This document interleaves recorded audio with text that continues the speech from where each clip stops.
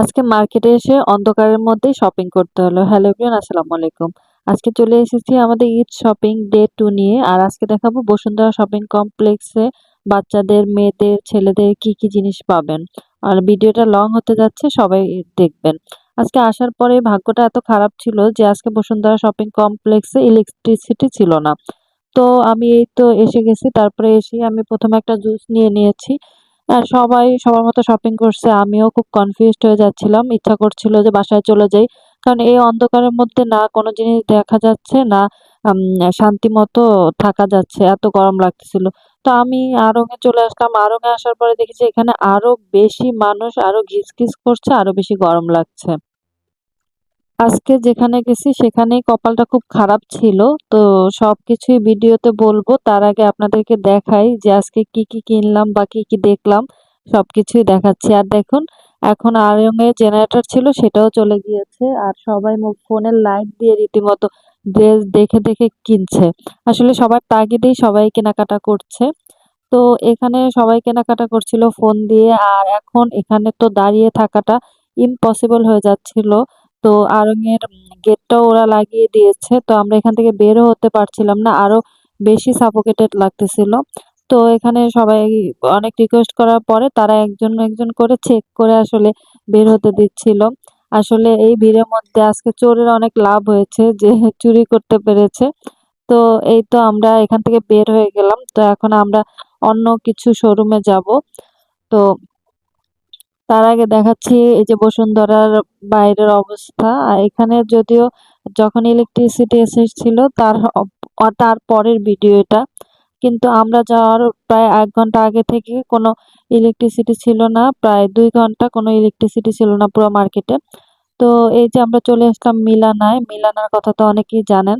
তো আমরা বেসিক্যালি কটনের থ্রি পিস দেখতে আসলাম। কিন্তু ওদের আউটলেটে কোনো কটনের থ্রি পিস ছিল না। আর এখানে অর্গানজা কিছু থ্রি পিসের কালেকশন ছিল, সেগুলোই দেখতেছিলাম। আর এগুলার ফেব্রিকটা মোটামুটি ছিল এভারেজ। আসলে মার্কেটে এত ভিড় ছিল, তো আমি যতটুকু পারছিলাম আপনাদের জন্য ভিডিও করছিলাম। এই যে দেখুন, ভিডিও করার মতো কোনো সুযোগই নেই, তাও করছিলাম। এই যে অলিভ কালার গাউনটা, এটা অনেক সুন্দর লাগছিল।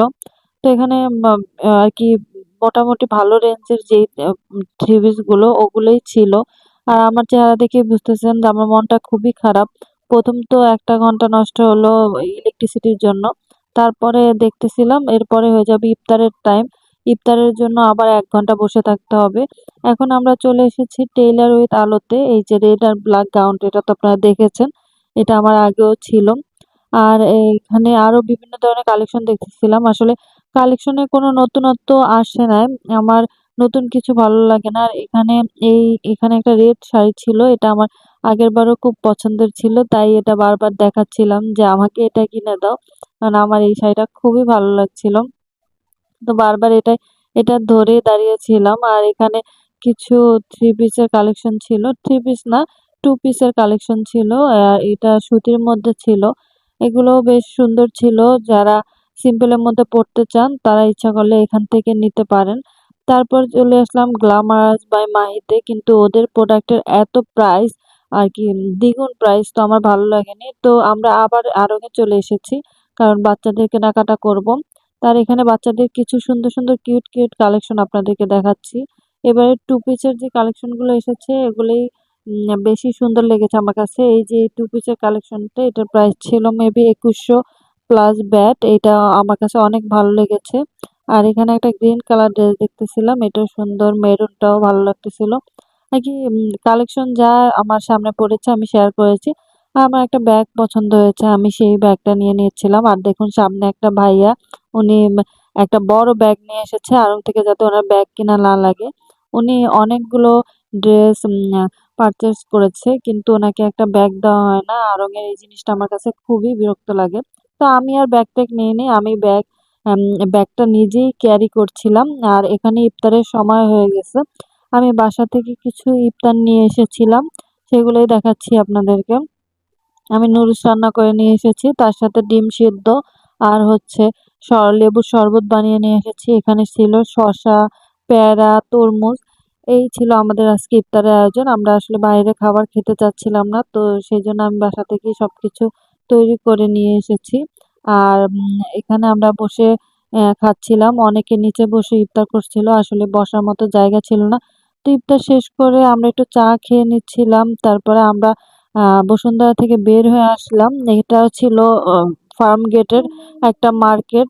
আর এখানে অনেক এম বৃষ্টি শুরু হয়ে গেছে অলরেডি। বললাম না আজকে আমাদের কপালটাই খারাপ। আ সু বসুন্ধরা থেকে শুধু বেবির ড্রেসটাই কিনতে পেরেছি। আর কিচ্ছু কিনা হয় নাই। আর এখানে দেখুন আমাদের অবস্থা, অনেক বৃষ্টি শুরু হয়ে গেছে। পুরা শিলাবৃষ্টি আর আমরাও পুরা টায়ার্ড হয়ে গেছি।